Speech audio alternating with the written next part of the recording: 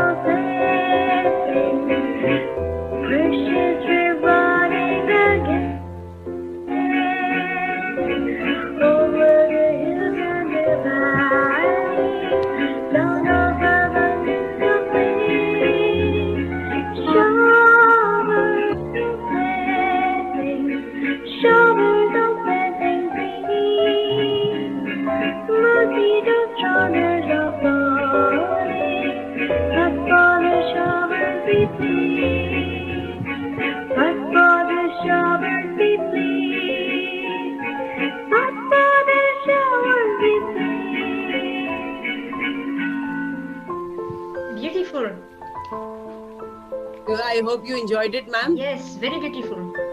And she is the pride of our school, Oh. Mishti. Yes.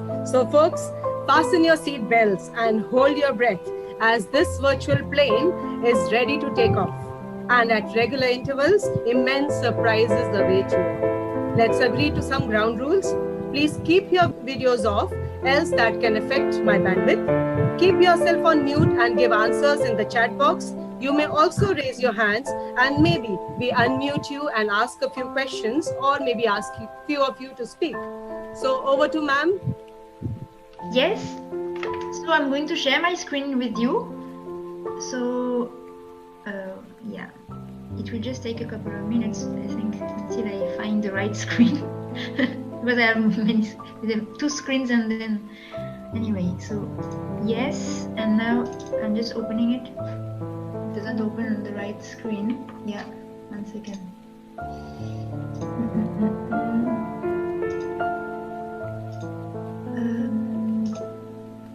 Yeah, and can you see something? Yes, and now I'll just share the. Yes, yeah, ma'am. Now I think it's all right. Can you see the full screen? Perfect. Yeah. Yes. Yes, Great. So welcome to one Yes, and all. ma'am, I can see. So, yeah. So that is the PPT I've made to take you through this virtual journey through a few main historical monuments of France. So here you can see the logo of, of course, British Council and Jaipuria School, and also this is the logo of our association, Plumes du Gange, which means feathers of the Ganga River. So you can see the cockle, like the rooster, is shaking its wing with a peacock. So those two birds are the symbols of both France and India. I mean, peacock of India and the rooster of France. Full logo, ma'am. I guess one is rooster. Is it the national bird of France? Yes. Oh, great. It is the So one national is bird the of national France. bird of India and one France. Yes, that's why I've made this logo. And the plume means feathers, because both those birds originate, you told to the audience that I am a biologist, so I've made some research that even the rooster, even though it's the national bird of France, it originates from Asia. So that's why I have written the title Plumes du Gange. It means feathers of the Ganga River. That's the title. Right. So shall we proceed? Shall we proceed? Yes, ma'am. Yes, ma'am. Yeah. So this is a map of France here, and you can see there are different regions and districts, and I have put in color. I have colored. Yes, maybe I will put that like that. Then you can see better, right? Can you see the full screen? You can see the full screen, yeah. Yes, So ma'am. In red, there are all the monuments found in Paris. The red dot is there. So we'll spend 5 slides on Paris monuments, but then not only Paris monuments are famous in France, there are more monuments. So there is, of course, the Château de Versailles, which was the palace of the king. It's there next to Paris in orange. Then we will go to Mont-Saint-Michel, there near Normandy coastline, so in between Brittany and Normandy. It's offshore. And then we will go to the beautiful Château de Chambord, which is in green here. Then Hôtel de Ville de Lyon, here in violet, in purple. Then in red wine, like Bordeaux red wine, the color is the Grand Theatre of Bordeaux, because Bordeaux is famous for wine exportation mostly. And then we will go to le Palais des Papes, it is the Pope's Palace in Avignon. And finally, Notre-Dame de la Garde in Marseille, Taos. So this is the whole geography of metropolitan France. So the first monument is the beautiful Notre-Dame de Paris. We say Paris in French. See, we don't say Paris, say Paris. So Notre-Dame de Paris, it's a cathedral. It means Our Lady of Paris. So that is a place for Catholic worship, and the seat of the Archdiocese of Paris, dedicated to the Virgin Mary. So it was begun at the instigation of Bishop Maurice de Sully And its construction spanned more than 2 centuries. That's a very long building time, from 1163 to the middle of the 14th century. The style, if you look at it, the style is not completely uniform. The cathedral has actually characters of early Gothic and radiant Gothic. The 2 rosettes, which you can see on both sides, which adorn each of the arms of the transept, are among the largest in Europe. This cathedral is linked to many episodes in the history of France. Royal Parish Church in the Middle Ages. It hosted the arrival of the Holy Crown in 1239, and then the coronation of Napoleon in 1804, the baptism of Henri d'Artois, the Duke of Bordeaux, in 1821, as well as the funeral of several presidents of the French Republic. And there was also under its vault that was sung the Magnificat during the liberation of Paris in 1944. This cathedral inspires many artistic works, in particular the novel by Victor Hugo, which you may have heard about, which is called Notre-Dame de Paris, like the cathedral itself. It was published in 1931. Start me with video. So the building is also a minor basilica, and it's the most visited monument in Europe. The visit is free, entrance is free, because it's a place of worship, and one of the most visited monuments in the world until 2019, of course, because then a violent fire happened and it destroyed, unfortunately, the spire and the entire roof covering the navy, the choir and the transept. It is expected to reopen by 2024 after some work is to be done to restore it, of course. So that is Notre-Dame de Paris. A second building in Paris, which is also a Christian one, is Le Sacré-Cœur. It means the Sacred Heart of Paris. So it's another basilica, but more recent. You can see the architecture style is different. So it is commonly known as Sacré-Cœur Basilica, and often simply Sacré-Cœur. It's a Roman Catholic church, and again a minor basilica, dedicated to the Sacred Heart of Jesus. The architect was Paul Abadie, and he won the competition for the construction of the Sacré-Cœur. He designed then a Romano-Byzantine basilica with dome, bell towers and campanile in reaction to the Neo-Baroque style. So that's not a Gothic, it's Neo-Baroque style. Construction began in 1875 and was completed in 1940. A popular landmark and the second most visited monument in Paris, it is. And the basilica stands at the summit of the Butte Montmartre, which is a hill. It's the highest point in the city, highest natural geographic point in Paris. The basilica was consecrated after the end of the World War I in 1919. Now let's move to that very famous monument that you've all heard about, which is the Eiffel Tower, La Tour Eiffel. Because Eiffel was the engineer, Gustave Eiffel is the name of the engineer who built the tower. So this tower is a wrought iron lattice tower, which is located on Champ de Mars in Paris. It's named after the engineer Gustave Eiffel, and his company designed and built the tower in only 2 years. So if you compare to the 2 centuries which took to build Notre Dame, it only took 2 years to build this tower. It was constructed from 1887 to 1889 as the entrance to the 1889 World's Fair, which was happening in Paris. And this was the cherry on the cake of this World Fair at that time. So the proposed tower had been a subject to controversy because it was the most huge monument in Paris, and the style is completely different to the previous buildings you've seen, which are more classical. So it was drawing criticism from those who did not believe it was feasible and those who objected on artistic grounds.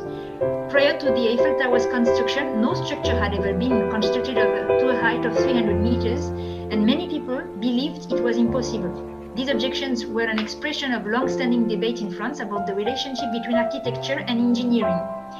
It came to a head as work began at Champ de Mars. A committee of the 300 was formed, and it was just one member per 1 meter of the tower, led by the prominent architect Charles Garnier, and including some of the most important figures of the arts, such as William Adolphe Bouguereau, Guy de Maupassant, which is a famous author, Charles Gounod, and Jules Massenet. It has now become, finally it was decided that the tower will be kept, but at that moment it was under debate whether we should bring it down or not. Finally, it remained as such because it was used as the transmitting antenna also. And it has now become a global cultural icon of France and one of the most recognizable structures in the world. The Eiffel Tower, the most visited paid monument in the world. I was telling you the other one, Notre Dame is the entrance is free, but this one is a paid monument. So this is the most visited paid monument with 6.91 million people ascended in 2015. So the tower is 324 meters tall and about the same height as an 81-story building, and it is the tallest structure in Paris. The base is square, measuring 125 meters on each side. During its construction, the Eiffel Tower surpassed the Washington Monument to become the tallest man-made structure in the world, a title it held for 41 years until the Chrysler Building in New York was finished in 1930. It was the first structure to reach a height of 300 meters. So then, if you want to climb it, there are stairs. So from the ground floor to first floor, there are 300 steps. And then from first floor to second floor, again 300 steps. But you can also take a lift. And if you want to go to the third, to the top, then it is a lift for everyone except for the workers who are allowed to use the stairs.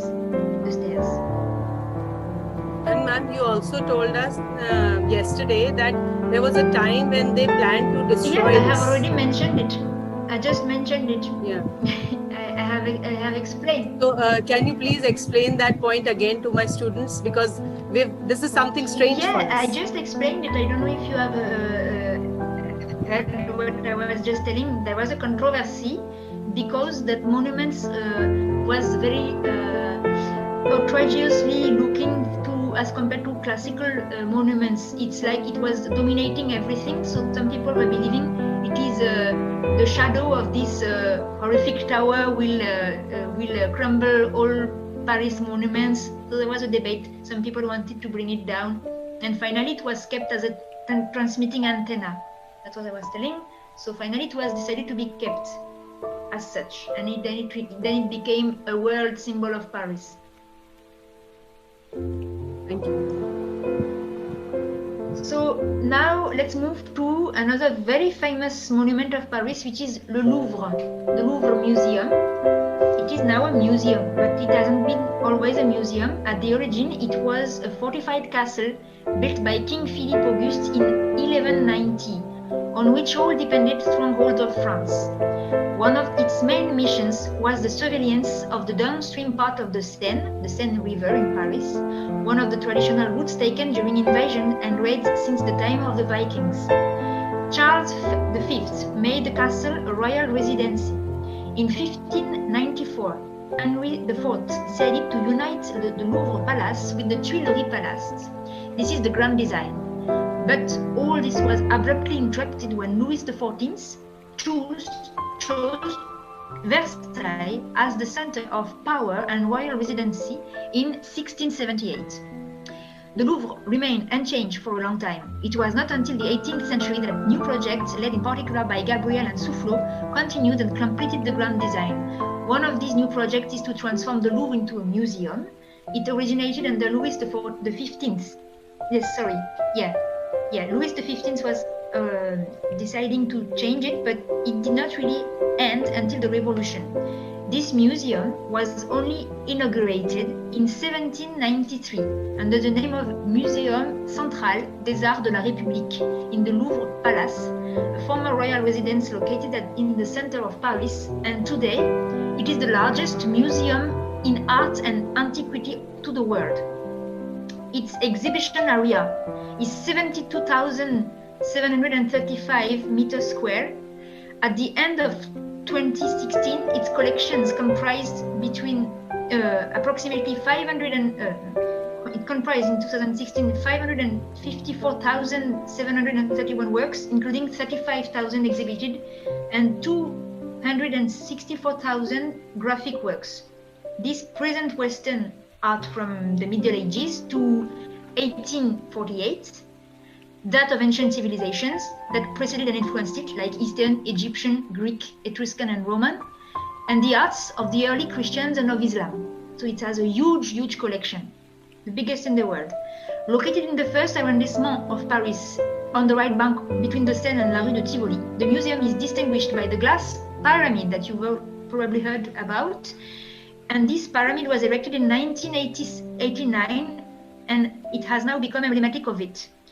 And the Louvre was the most visited museum in the world in 2018, and the most among its most famous pieces are the Mona Lisa, the Venus de Milo, the Crouching Scribe, the Winged Victory of Samothrace, and the Code of Hammurabi. So it's a huge museum. If you want to visit it, it takes more than 3 full days to visit it, maybe 1 week, one entire week to visit it. This entire museum? Yeah, if you want to see all the arts there which are exposed in it, it takes a full week. Weeks to visit a museum, to in the entire, all the parts. Yeah, great. because it's... So children, just a reminder, please pay attention because quizzes are there. Then, the Triumph Arch, which is looking like your India Gate. It is a little smaller and was made, before, of course, the India Gate. It was designed by Jean Chalgrin in 1806. It means, it's like l'Arc de Triomphe de l'Étoile. It means the triumphal arch of the star. And it's one of the most famous monuments in Paris. It's standing at the western end of the Champs-Élysées and the center of Place Charles de Gaulle, formerly named Place de l'Étoile or Star, of the juncture formed by its 12 radiating avenue. It honors those who fought and died for France in the French Revolutionary and Napoleonic Wars, with the names of all French victories and generals inscribed on its inner and outer surfaces. Beneath its vault lies the tomb of the unknown soldier from World War I.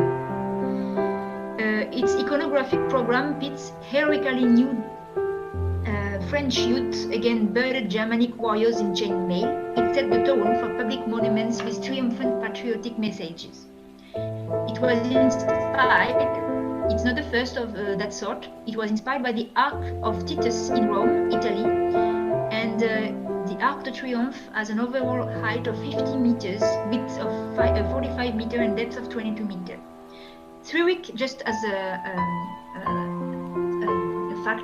interesting fact about it, 3 weeks after the Paris Victory Parade in 1990, marking the end of hostilities in World War I, Charles Godefroy flew his new biplane under the arch primary vault, with the event captured on newsreel.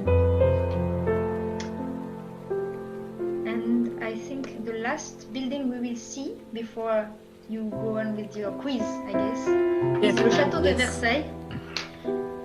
After this, we are going to have one quiz.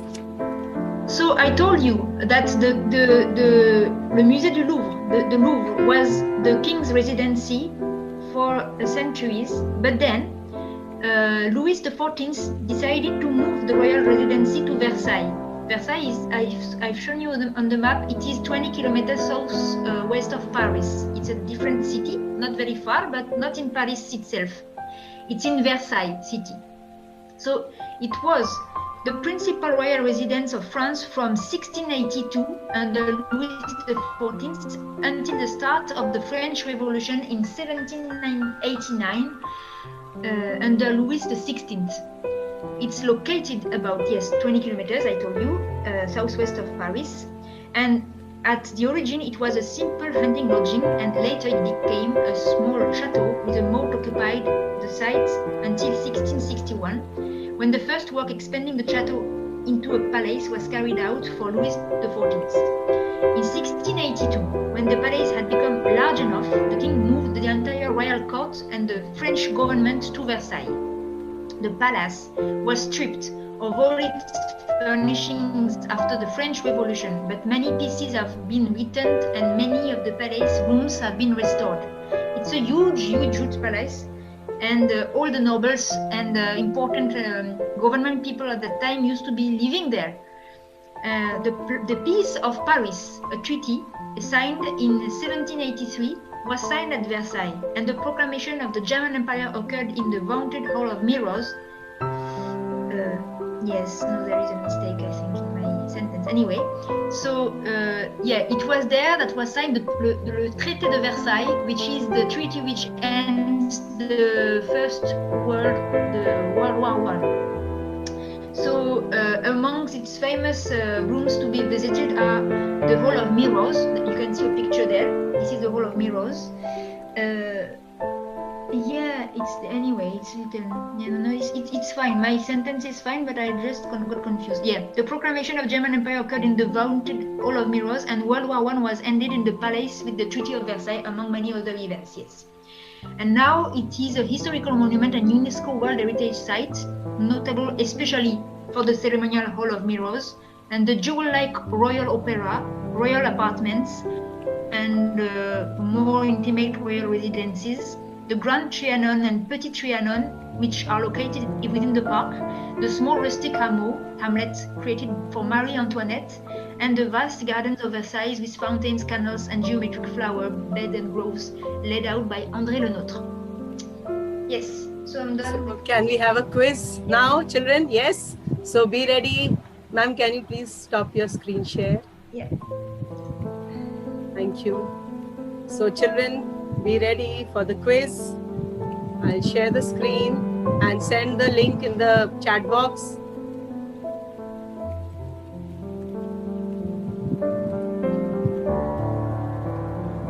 So share.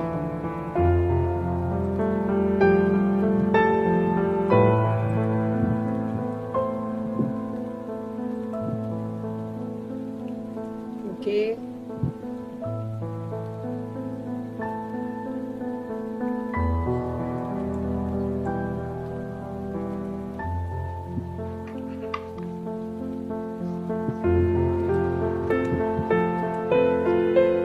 Yes.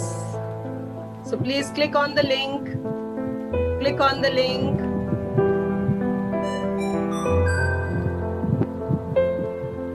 Click on the link, children.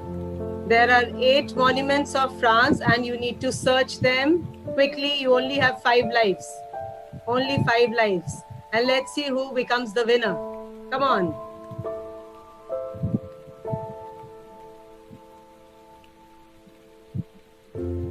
Come on, quickly.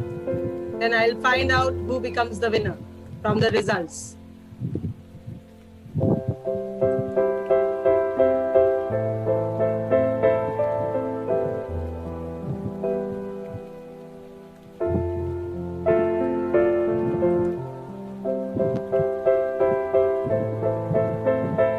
So you can see those 8 monuments. Quickly search them and become the winner.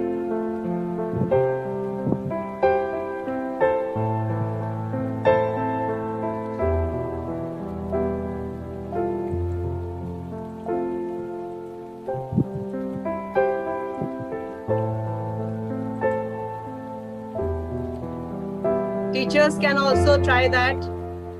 Come on, teachers. We have special certificates for everyone, for the winners.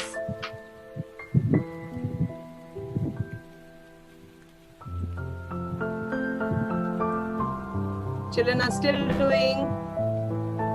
Oh, 2 have already completed.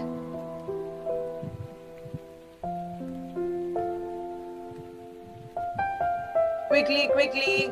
Only those who will find out all 8 will be the winners.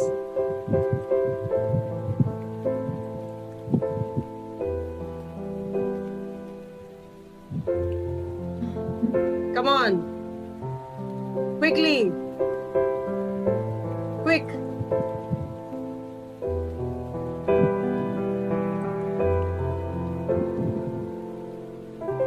Five have completed now.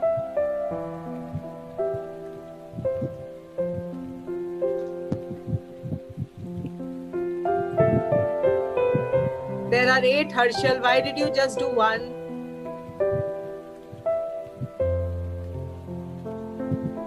quick, quick, quick. Come on. The time is running out.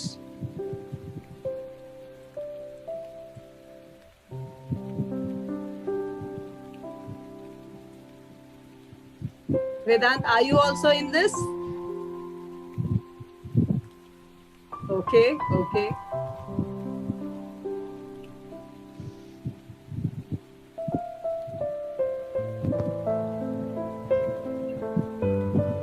So 12 have done.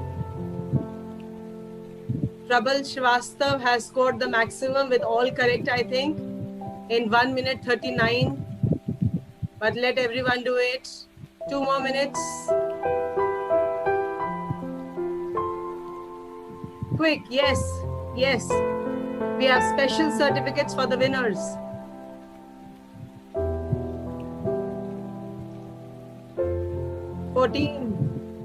The number is rising. Quick, quick, quick.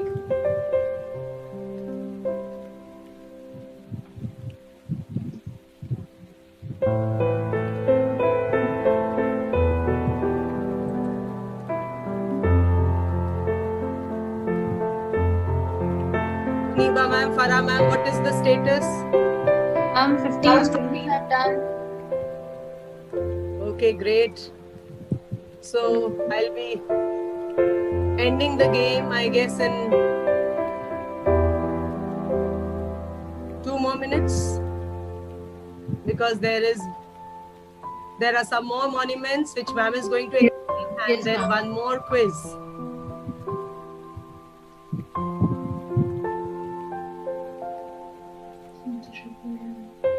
I can see a lot of excitement amongst the children. 21, wow. 21.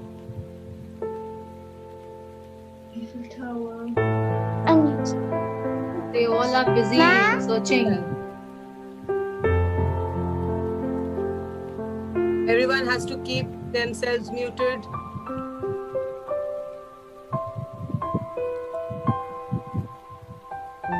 Okay. 24. What do you think, Muniba ma'am? 5 minutes are over? Yes, ma'am. I think you may end. Okay, okay.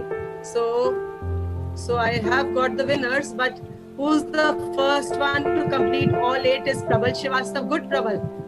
Good, Prabal. And then we have Ritvik and Arna Soni. Great, great. All these children, they have done all correct. So, ma'am, Aryan Singh Chandel. so I'll just take this. Fine, I have taken the results. I'll stop share. Yes. So, ma'am, I have got my results. There are many children who have scored all correct. Yes. And the winner has completed in 1 minute 30 seconds. So great. Great. Good, excellent. So now moving on to ma'am's presentation. Please be careful. I hope you are noting down the important points. Yes? Yes, over to ma'am. Right. So I'll again share my screen. Yeah. Can you see the PPT? Yes. Again? Yes. Yeah, right. So the next monument, wait. Yeah. Next monument is now moving out of Paris borders. It's Le Mont Saint-Michel, Mount Saint-Michel. It is a tidal island and mainland commune in Normandy, France. The island lies approximately 1 kilometer off the country's northwestern coast at the mouth of the Quenon River. The commune's position made it accessible at low tides to the many pilgrims to its abbey, which is also very famous, but defensible as an incoming tide stranded, drove off, or drowned would be the assailants. The island remained unconquered during the 100 Years' War. You may have heard that we were at war with the Englishmen for 100 years in the Middle Ages, so France and England were at war for 100 years, and during that war, that island remained unconquered. A small garrison fended off a full attack by the English in 1433. Louis XI recognized the river's benefits of its natural defense and turned it into a prison. So the abbey was then a prison, and it was used regularly during the Ancien Régime, which was the regimes just right after the French Revolution, but before the nowadays French Republic. A statue of Saint Michel, Saint Michael, let's say in English, Saint Michel, is placed at the top of the abbey and rises 157 meters above the shore. Major elements, the abbey and its outbuildings, are classified as historical monument by UNESCO. Moreover, the mountain benefits from a Second World recognition as a stage of the path of Saint-Jacques de Compostelle in France for the pilgrims from north of Europe, the Christian pilgrims who passed by the mount when they went to Galicia.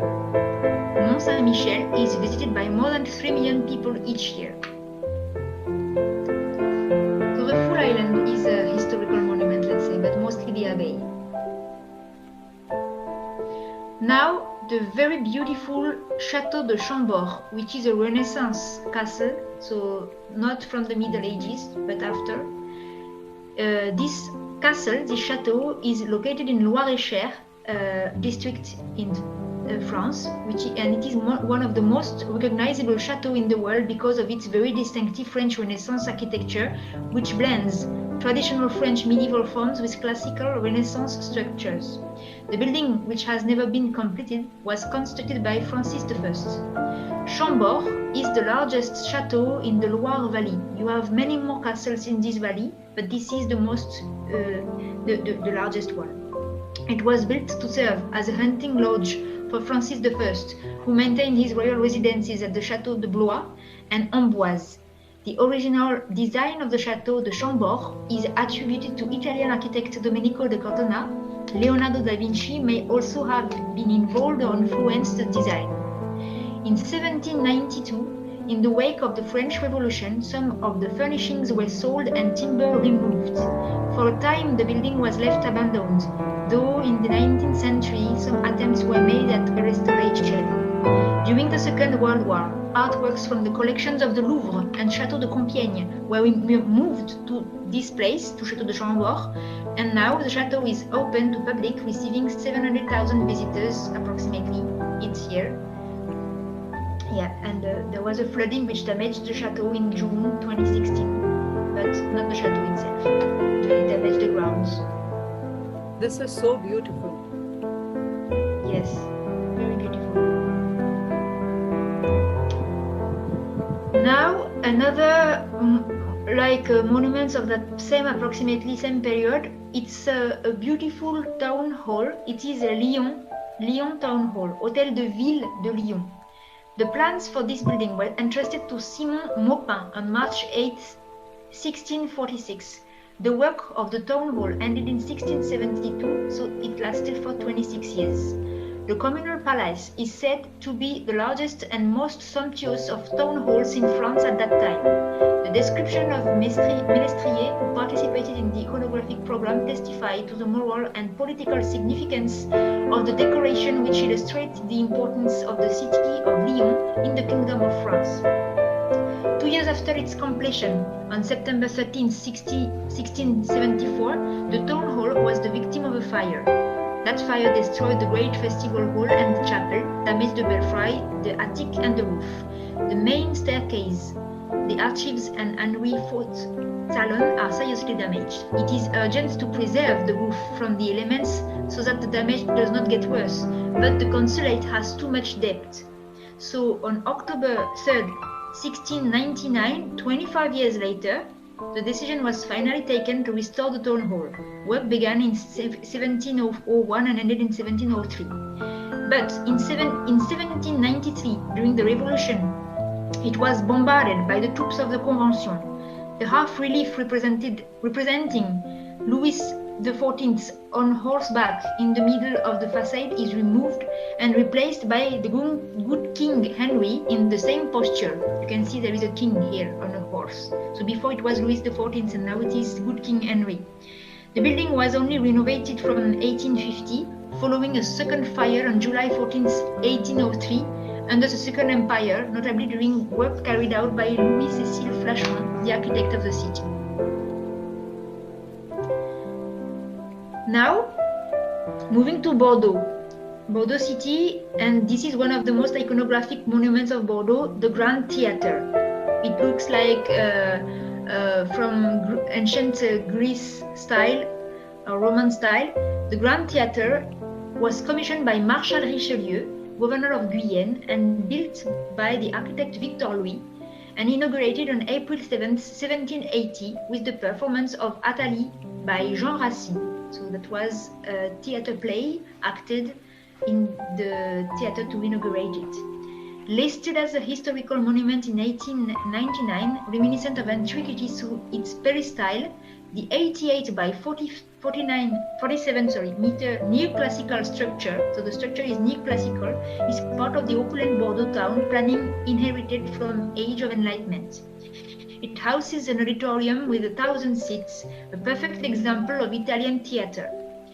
After more than 200 years of various uses of successive transformation of its rooms and its environment, it has regained both its original blue, gold and white marble interior decoration on the occasion of its last restoration in 1991 and its perspective of Temple of the Muses with the development of a Place de la Comédie, de la Place de la Comédie and Cour du Chapeau Rouge in 2006. So there are muses here. There are 12 figures, 12 female figures, which you can see on the roof of the theater, and these are these are figures from the antiquity. There are female figures representing. They are not goddesses, but they are inspiring ladies to any sort of arts. So there is one muse for music, one muse for dance, one muse for poetry, etc., etc. So any artist may refer to one muse to get inspired by one of those ladies. They are also in that same posture, I can see. Yes, ma'am? No. Like you said, one. No. Okay. No. They are just too small. They are not in the same posture, but they are too small to be seen well. But they are. And like I have seen, like in French, each and every word has a meaning. So Bordeaux also has a meaning. Yeah, Bordeaux, it means, Bordeaux city, it means near the waters. Because in French we say bord de l'eau, it means near the water. So Bordeaux, it means basically the city is next to the waters. Okay. So the Grand Theatre is today the headquarters of the Opéra National de Bordeaux, which programs its opera season and performances by the Opéra Ballet. It also hosted the symphonic concerts of the Orchestre National de Bordeaux-Aquitaine before the opening of Bordeaux Auditorium in 2013. And you can see the French flag on top of it here. Now, let's move to a very typical building. You can see the style is very different. This is Gothic, proper Gothic style. It is called the Pope's Palace, le Palais des Papes, and it is located in Avignon, 1000 France. This is one of the largest and most important medieval Gothic buildings in Europe. Once a fortress and palace, the papal residence was the seat of Western Christianity during the 14th century. 6 papal conclaves were held in the palais. So you may know that now the Pope's residency is in Vatican, Italy, but before it was there in Avignon in Palais des Papes. So that was the Pope's residency. The palace is not only the most large Gothic building, but also one in which the international Gothic style is expressed in all its fullness. It is the fruit for its construction and ornamentation of the joint work of the best French architects Pierre Peysson and Jean de Louvre, known as the Louvière, and of the greatest fresco painters of the Sienese school, Simone Martini and Matteo Giovannetti.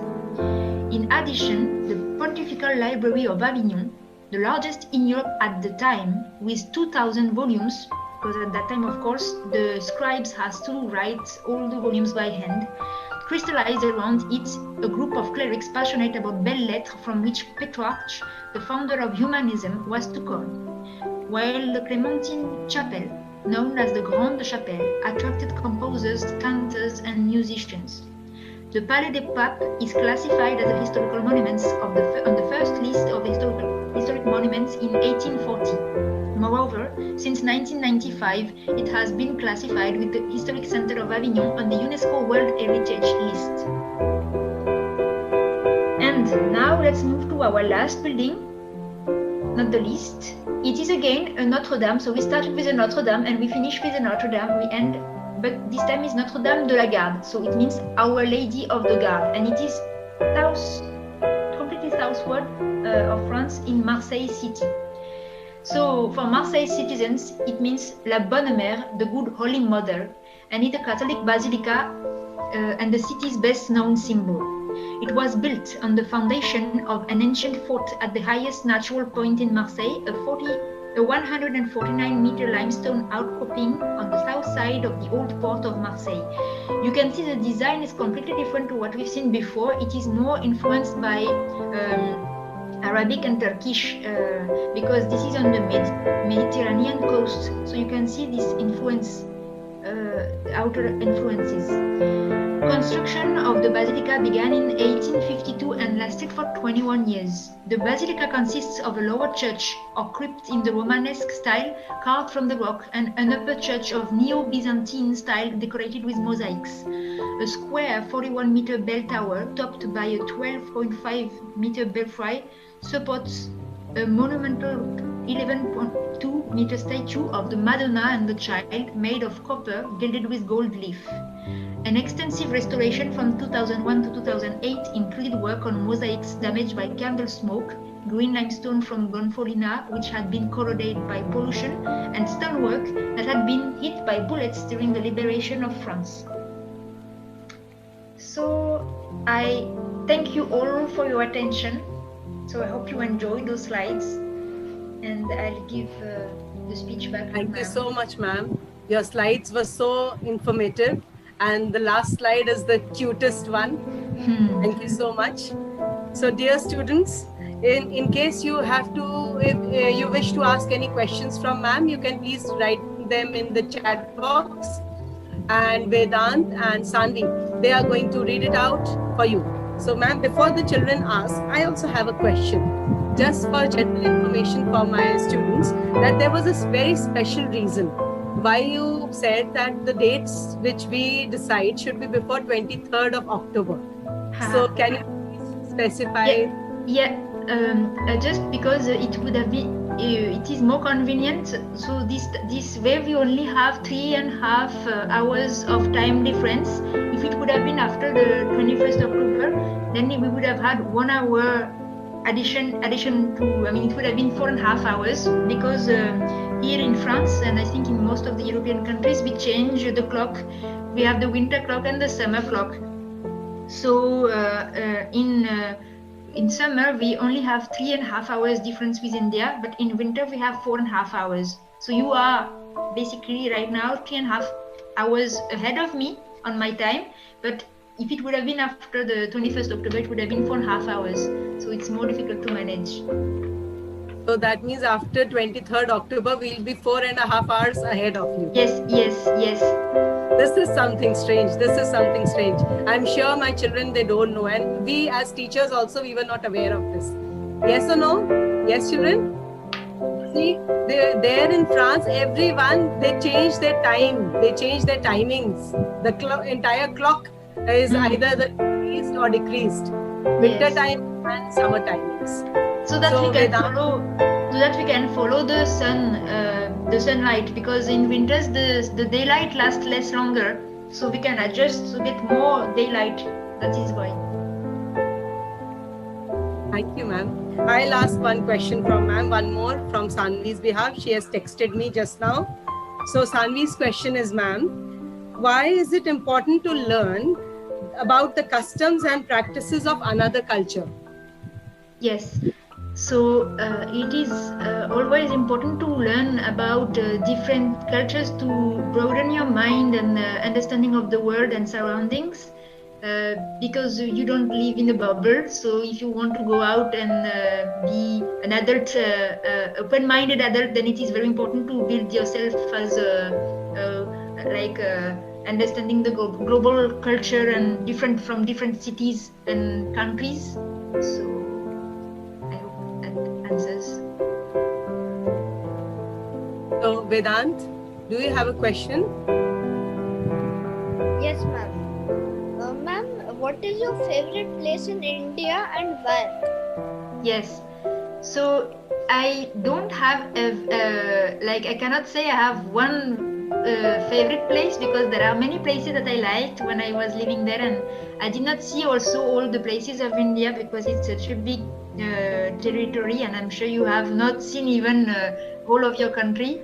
So I have a few places which I really enjoyed, like I really enjoyed the Periyar Wildlife Sanctuary in the south of India, as well as Ranthambore Park also in Rajasthan, and as well as so many forts like in Rajasthan, like Amer Fort, and also that Stepwell Abaneri in Rajasthan, Jodhpur, and also I really enjoyed Mukteshwar in Uttarakhand, and Jim Corbett National Park, and the Taj Mahal I liked, but it wasn't my favorite. I mean, it was beautiful, but too much crowded to my opinion. So too much touristic actually. At the Taj itself, it's beautiful, but the surrounding that I didn't really like. All that tourist scams around and all that really irritated me. So yeah. That means one more trip to India. Yes, Yeah, yes. more. Yeah. It's already due. So, children, are you ready for the quizzes? Then let me see. I can only see Archit over here. What about others? Yes, Kavya. Quick. Yeah. Yes. Quick. 13 participants. I can see teachers also. Great. What a sporting spirit. 20. Come on. 25. Let's quick. One more minute. Come on. Then I'll start the quiz. 26. Anyone else? I think Shalini ma'am, you may start. Great. Yeah. Start.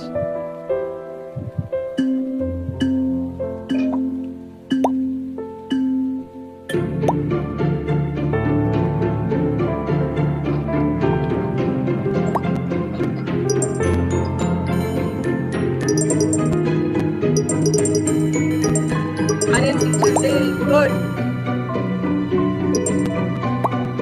So children, be quick. Archita was great. Yeah, number 1.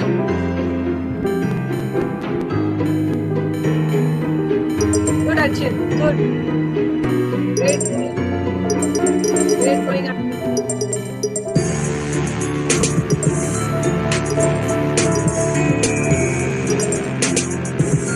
The long race. Quick sentence. What are you?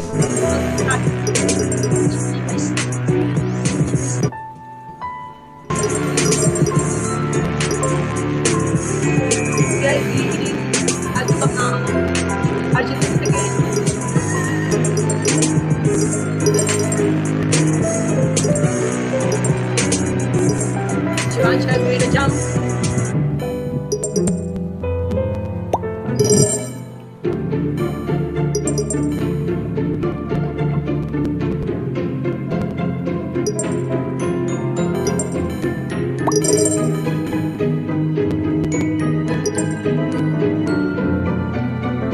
We'll have to find out.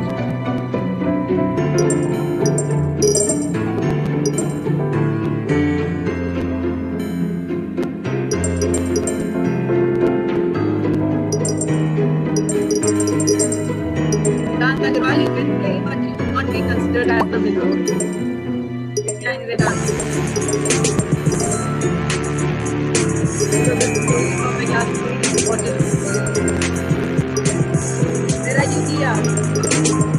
Archit, great Archit.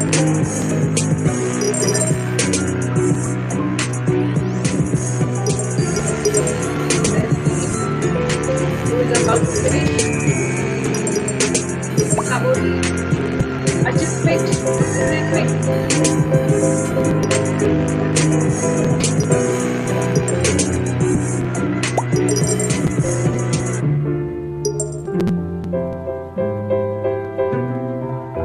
Diana saying what happened? Take the power-ups.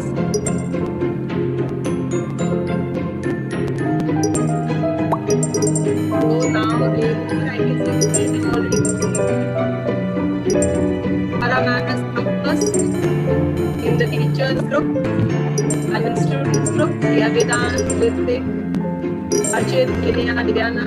Let's see.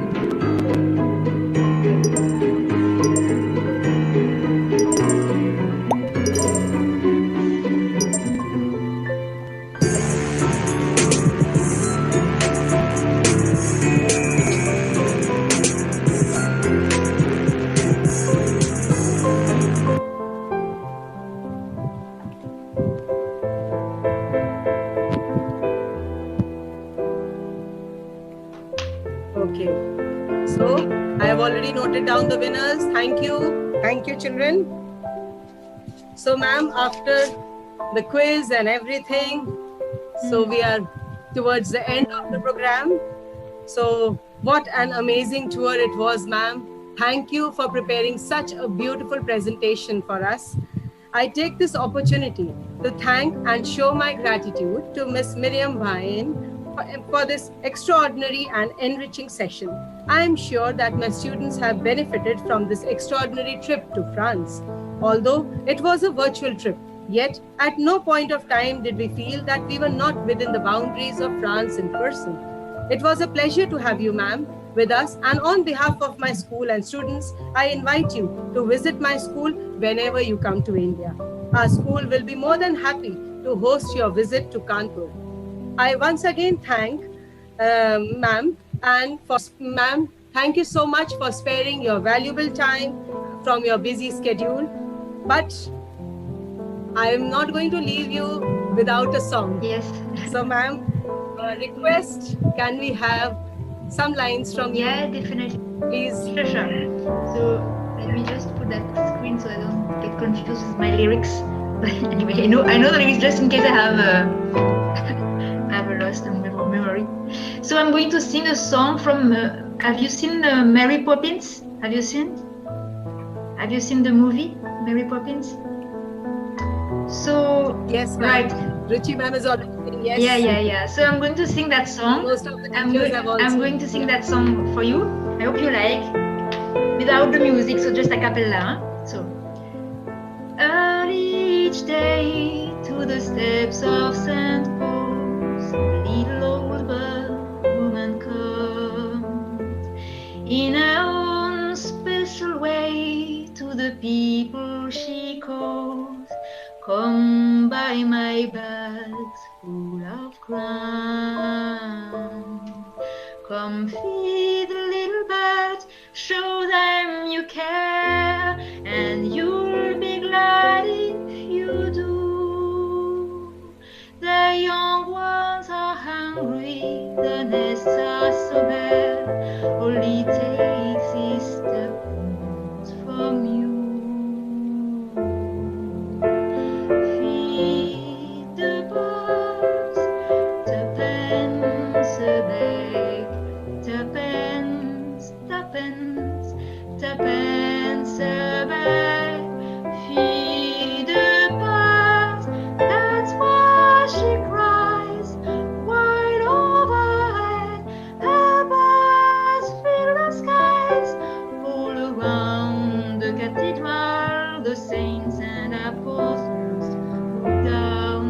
She sells her wares, although you can't see it, you know they are smiling each time someone shows that he cares.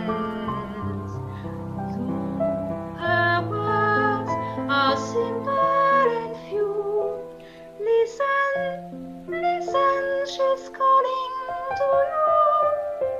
Feed the birds, the birds are back, the bands are back.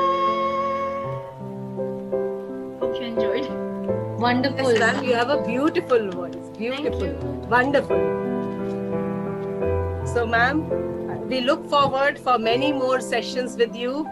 So with this promise, I hope you will be there with us for many more sessions. Thank you so much, ma'am. And a new word which I have learnt, merci beaucoup. So my French children, come on. How will you say thank you to ma'am? Merci, madame. Merci, madame. De rien.